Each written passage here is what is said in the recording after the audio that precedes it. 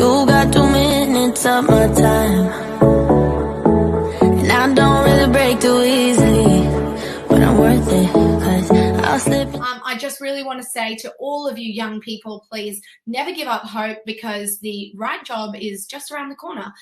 So for our next and final panel, we are going to be talking about some real practical job interview tips and tricks.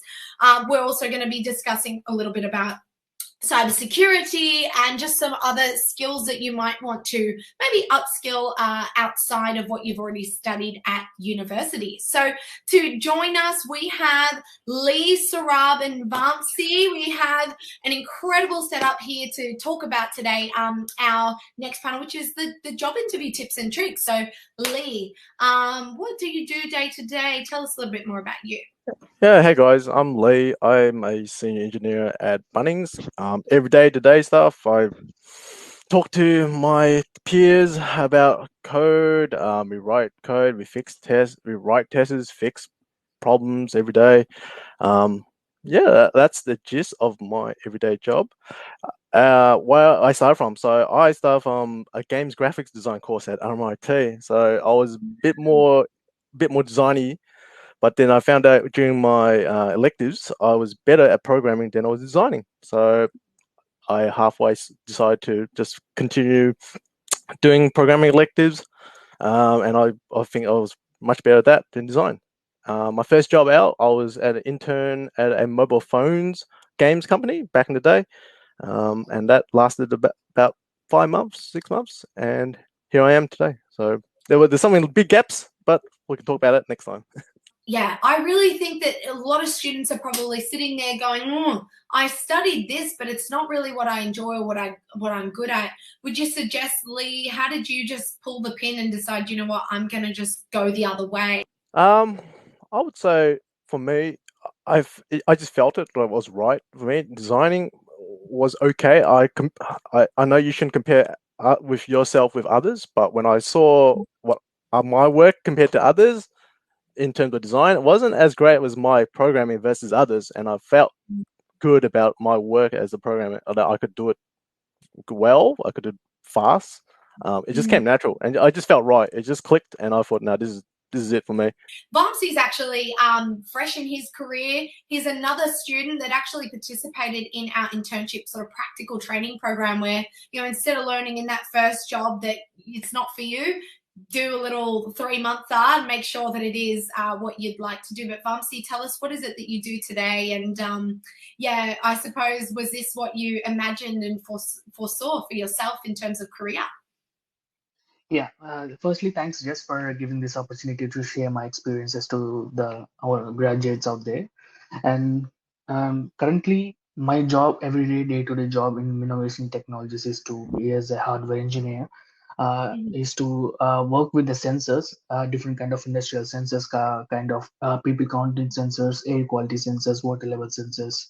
My job is to troubleshoot the sensors if they have any damage, or and program some new kind of sensors and deploy in the client locations, working with government councils, different councils in Melbourne, and ensuring they were communicating to the gateways installed in the sensor points, and the sensor is giving the right data transmitted to the through the gateways to the on our panel, so that they'll get the real-time analytics of how many people came across their council or kind of stuff. So my job is to make sure this process is smooth for both the clients and also for our company. And like Jess said, I have done the internship previously in the internship program, which helped me to manage a team of 30 people, which I was not used to before this kind of experience. So initially I was a team member, but then she saw some potential in me and gave the opportunity to manage the team and be a project manager for the team. Yeah. Kind of what I'm going to do. Sink or swim kind of thing. And what did you study, for those who are tuning in? What is it that you studied? What got you passionate? Because what he's describing is like IoT. What was it? Networks. Explain to the students so that they can, if they want to pursue the path, what steps they could take to get to where you're at. Yeah. So firstly, before someone have choose what path they need to go further. First, they need to understand themselves on what exactly they're looking for. So Mm. before we do the networking and research, first we need to ask the questions, all of it to ourselves and get the clarity of it, and then we can go step by step, which will be much easier. So what I have done is, in undergraduate, I have done in electronics and communication, and in Yeah. masters, many people switch to IT background because the opportunities will be more. But I Mm. didn't switch, and I was blatant on doing the hardware stuff because Mm. I love hardware stuff instead of just sitting and coding the thing, which is hard for mine. So I know exactly what I wanted. So I stick to this thing and I fought for it, and within it will be a matter of time. That's it.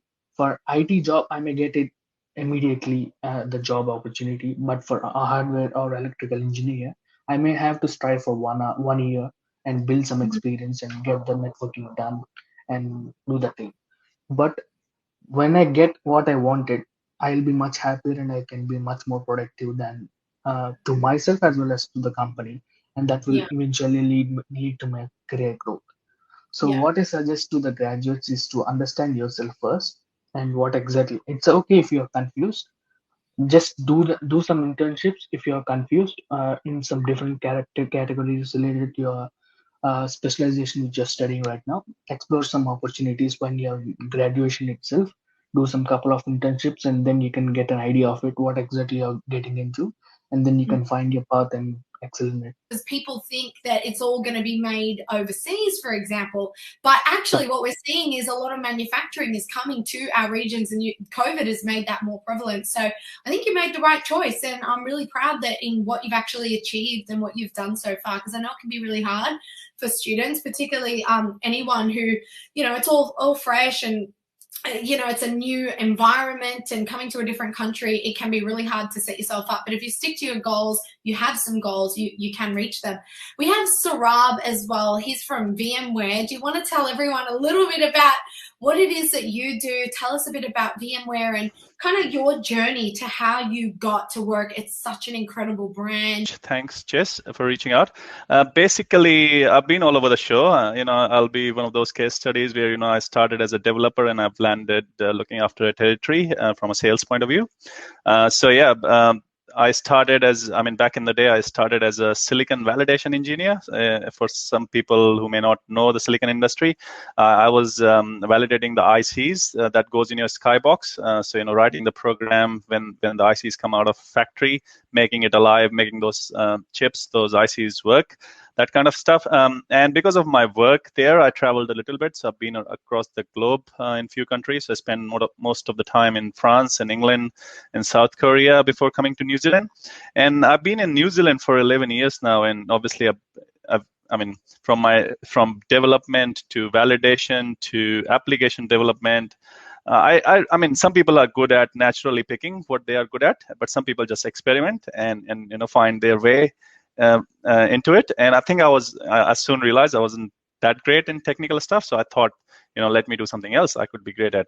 And with experiments, I found I was good at customer-facing roles. So I've done lots of demonstrations, lots of customer presentations early in my career. That led me to, when I moved to the country in New Zealand, I was looking after the IoT portfolio for the country. And then I thought, maybe, this is great. This is field sales. Let me do something more strategic. Then I moved back into the portfolio management. So I was more recently doing portfolio management for cybersecurity products and for the Telecom New Zealand, which is Spark now. I was doing object storage and network portfolio and the big data platforms. So I've been, I can talk on a variety of topics, and I'm happy for you to reach out and discuss any of those topics. But essentially, I've not been great at one niche, like some of you may have been. But I've been a generalist, and I think I've been good at being a generalist. And essentially, if I look back at my journey, I've just experimented, right? I've tried this, it worked out. If it didn't work out, I tried something else. And when you are on the job, when you are a part of a project, you actually make some great connections with individuals, right? And this is a small world. The new, online global world is so small, and you get to know the same people, and you come across with the same people, and 2 years later, you had a coffee with somebody. They're saying, "Do you want to try this job?" So you may be surprised what's in it for you. But yeah, I mean, keep networking, keep building those individual connections, and yeah, you will find out where you're going to land next. So yeah, that's been my journey. Even though I spent 4 years studying a degree, right, as computer science engineers, I'm using an example, right? 4 years in a degree or however long it was, all this sort of study, it's not too late to turn around and go, uh-oh, this is not for me, and pivot and shift. And it might take some time. Lee, you mentioned there that, did you actually try the graphic design? Was that games role and you got into that and you realized, I'm not, or did you learn it free, that job?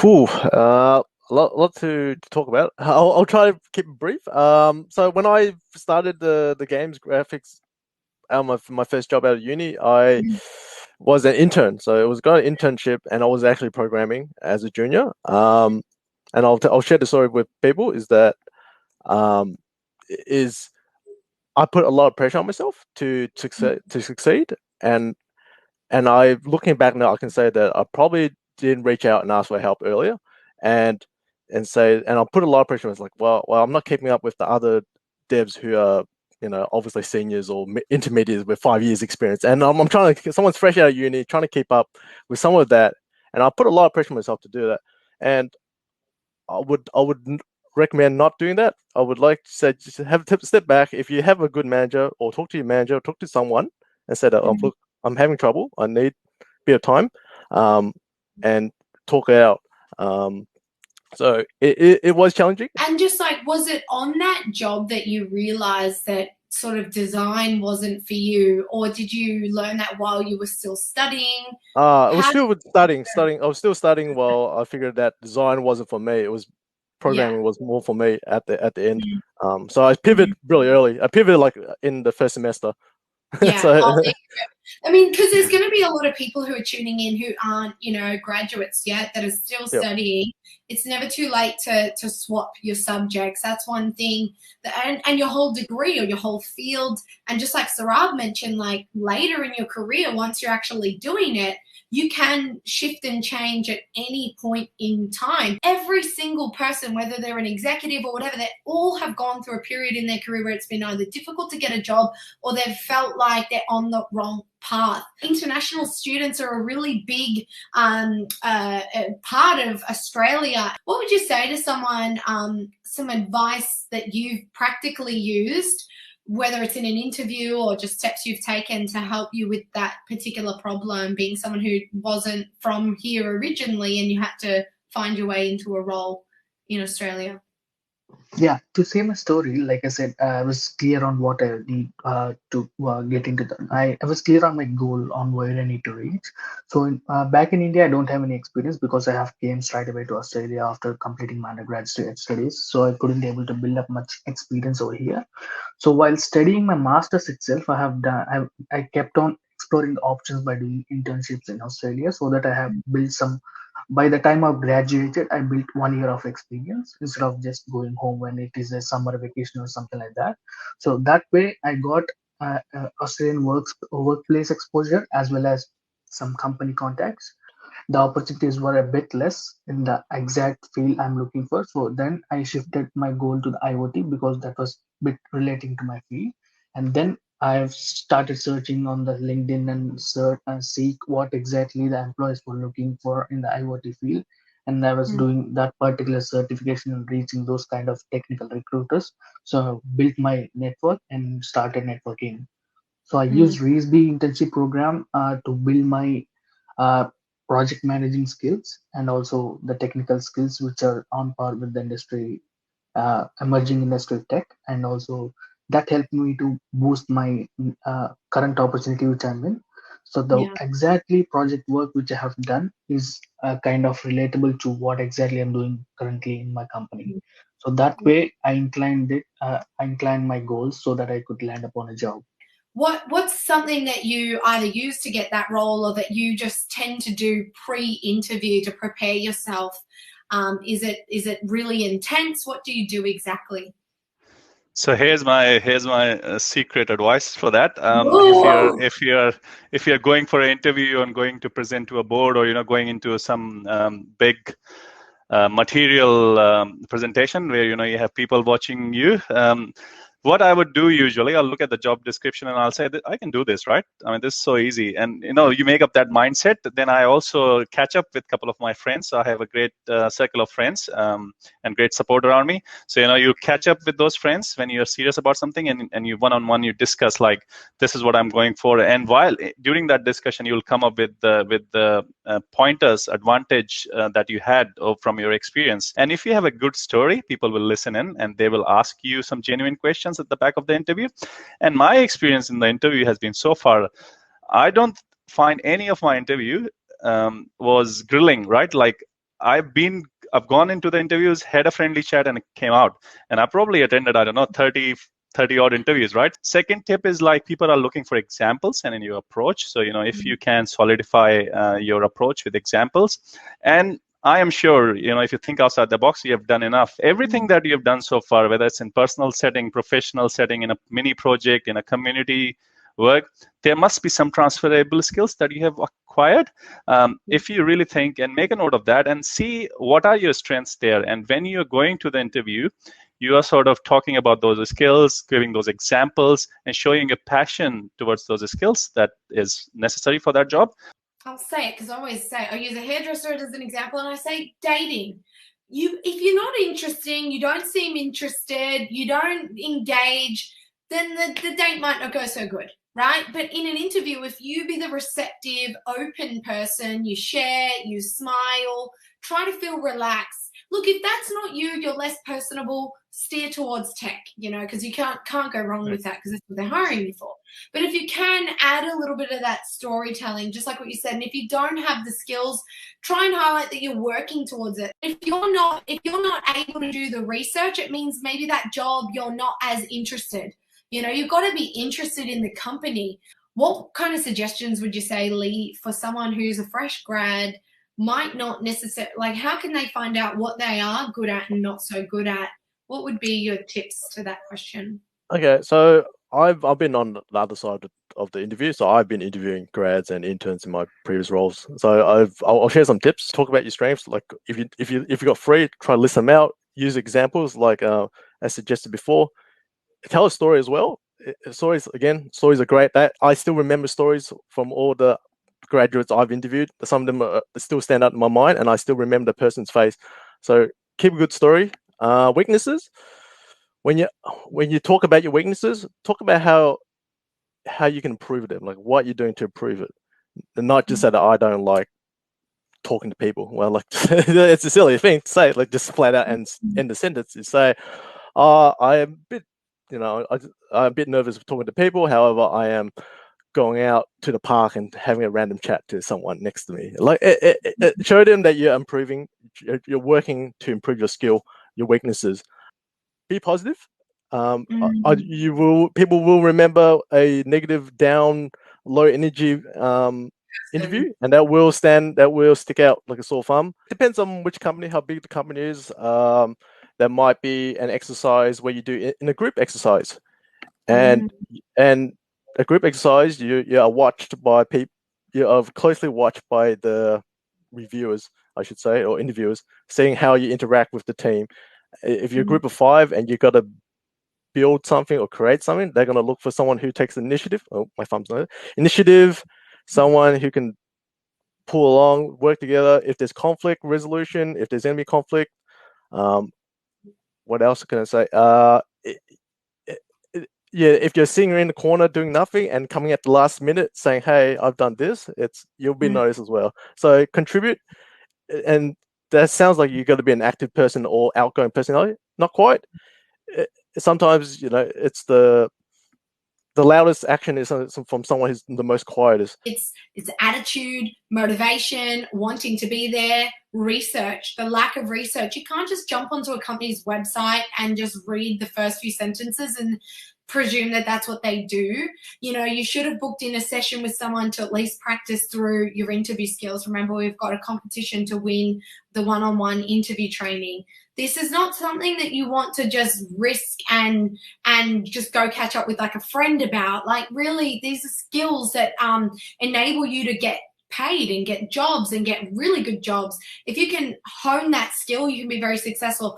How would you typically prepare yourself for a interview that might be a little bit more on the technical front, do you think? One thing to keep in mind is that the hiring professional will obviously know that you don't have an experience, so you need not actually know whatever you're speaking, at least for the role they are looking for. It's okay if you don't know everything that is offered in the role, the job description. Just be honest with them. Just look into your job descriptions of the what are the training roles of your particular expertise, and then make a short note of it on what are the if there are any repetitive skills which are consistently asking from multiple recruiters, that means that is in demand at the moment. And also, if in Australia, you can check some PR listing, and you can see some professions which are giving easy PRs. I mean, the PR points were easy to reach onto, and see that if that particular skill is matching into that particular job category. And then, if you have your own visa, you can mention in the resume that you have the full visa work rights, and that can help boost your CV as well. And coming to your technical expertise, you can match those skills, and you can also mention in the cover letter that you are the most demanded skill list in your state, and also that particular job description matches to your talent, and also you have particular certifications in Udemy or Coursera or something like that. So just be honest with the HR. If you are not too good at technical, or if you are good at basics in the university, that will be fine. What have you seen grads do whenever you've met with them for any roles? Yeah, I think it's very case specific. So, depending upon your situation, you can follow up very differently. What I would like to say, obviously, you are connecting with people. So, it's the people you are going to talk to in the interview. And, some people like to receive a thanks if you had a great conversation. So I think if I had a great conversation with somebody, I'll be quick. I'll be jumping on the email or whatever tool they're using and saying, hey, it was a great chat, and I really enjoyed our conversation regarding this, and I'll be quite authentic about it. So that's one way of following up. Second way, where you're being ghosted, you're not hearing back from the recruiter. What are you going to do about it, right? So you've tried, twice already with this person. He's not responding, she's not responding, and then you pick up the phone and hey, I really want to know what's happening with my application. And then the person will say, I have no clue, or I'll pass on to another colleague of mine, or do something, and then you speak to the right person and then say, okay, so yeah, okay, understand. Yeah, so you have that open conversation and say, okay, if this is not going to go ahead, or if this position is on hold, I'm going to try something else. So I mean, depending upon your situation, you can adopt different strategies, I would say, and ultimately it's people you are connecting to, right? So I mean, there's nothing to worry about in a follow-up. You just drop a nice note at the end of it, follow it up if necessary. Or, if you want to know more, just ask more questions, right? What you want to do is remember to treat every interaction professionally. We do remember people, so we know when the certain type of language you choose to use in an email, be polite. Maybe you are getting frustrated with the slow process, but sometimes things do take time. Maybe you were still in the running, and now we're starting to maybe question it because maybe you came back with something that was a little less polite. So I was applying for this field application engineer role for New Zealand territory. And, I applied. I thought this is a great match. I should be called for an interview at least. And, I applied through Seek and, sat for a week and couple of weeks. And I think it was third week or fourth week, and I didn't hear anything back from them, neither a rejection nor an acceptance. And I thought, what's wrong? What's happening here? There was no number on the job advertisement. And it was a job like Vamsi's job. There are only couple of jobs every year. Anyway, so I sat on this for a month. Then I thought I need to find a human to speak to so that I can track my application, what's happening. And because I thought it's a great job, right? I can do this. then I found the local office. I went to the office locations. There was like 500 office locations across the globe. So I found the Auckland one, and then I called the office. So yeah, I just want to speak to somebody who can help me with this job application I did 3 weeks ago. They're like, okay. So, and they explained me their position. It's the sales office, etc., etc. But what he's going to do, because he was nice to me, I was nice to him, was professional, and he said, I'm going to pass your details to the branch manager, and he's going to come back to you. Within the same night, 6 p.m., I got a call from the branch manager apologizing that the HR has left and there was an inbox. This stuff happens in organizations, right? And he asked me to, because he found my CV afterwards, and he said, that's great. That actually shows a skill that you are good at follow-up. So, and we need in the sales organization, we need people to follow up on a sales opportunity. So he thanked me for calling back, and then he organized the interview the very next day, and he made an offer within two days. So that was a great experience. If you have not heard back, just don't sit there and think these guys are still taking their time.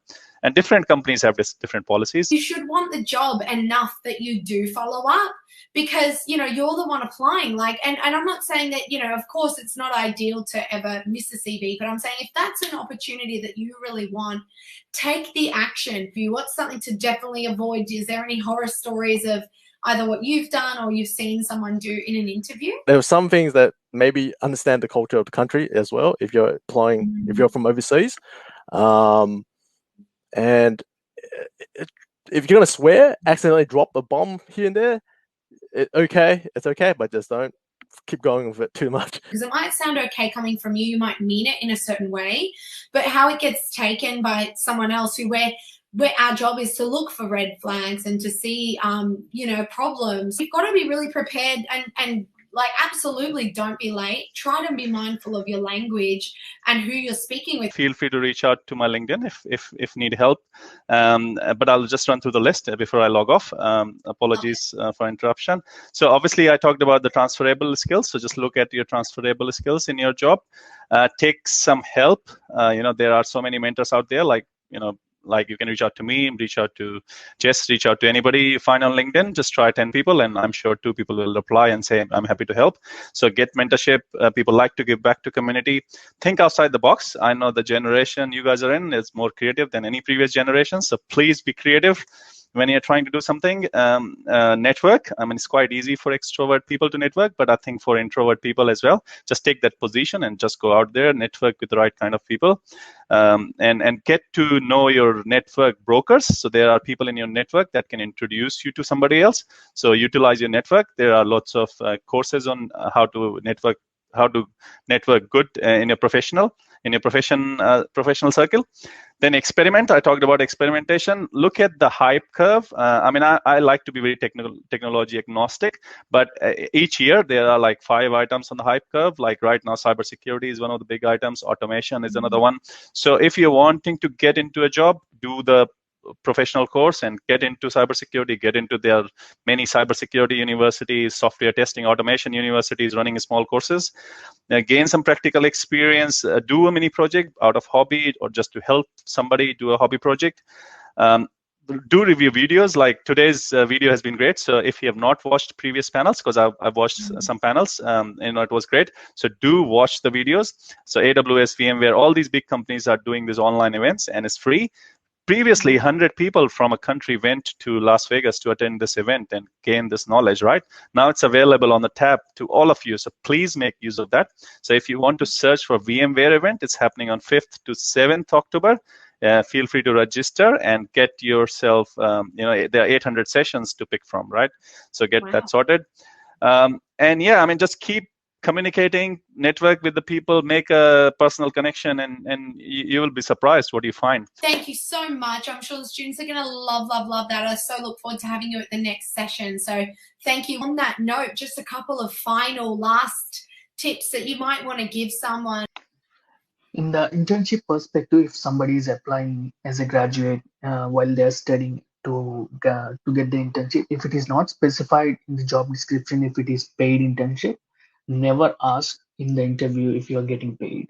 And when you're at uni, you're getting trained, you're paying for that training. So like going into an internship, you're going to learn so much. Negotiate the salary and all those things after the fact. Focus on the interview itself and your skills.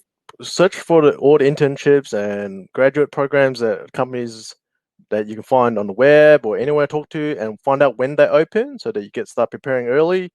And yeah, just do it because what you learn at graduate programs or internships is, well, for me, I found that the graduate programs are a bit more centralized around the to fail safely for the graduates, and that is something that is hard these days to find a company to do, and they support you to make you grow and stuff. So rather than trying to find a random company like a small mum pop shop, no offense to them, but some of them they will just say, "Hey, can you just build this code for this to me, please?" And won't care about your well-being or anything like that. There's big companies are now throwing big bucks and for graduate programs because we want good talent, we want good people, and a quick shameless plug: Bunnings will eventually have a graduate program, and we will be hiring soon, and I will be involved with it. If the fact you're here watching this and watching any of the recordings, you're 10 steps ahead of me. So good on you. I want to say a huge thank you to the two of you for joining in. We so appreciate all the tips and advice. And for anyone who'd like to reach out to them, don't worry. If you're registered for the event, we're going to be sharing. Yes, can I share one more resource? Yeah, sure. Yeah, I found if you are an Apple user, iOS user, there's an application called iTunes U, which was free, and it was installed in it was promoted by Apple Education since 2007.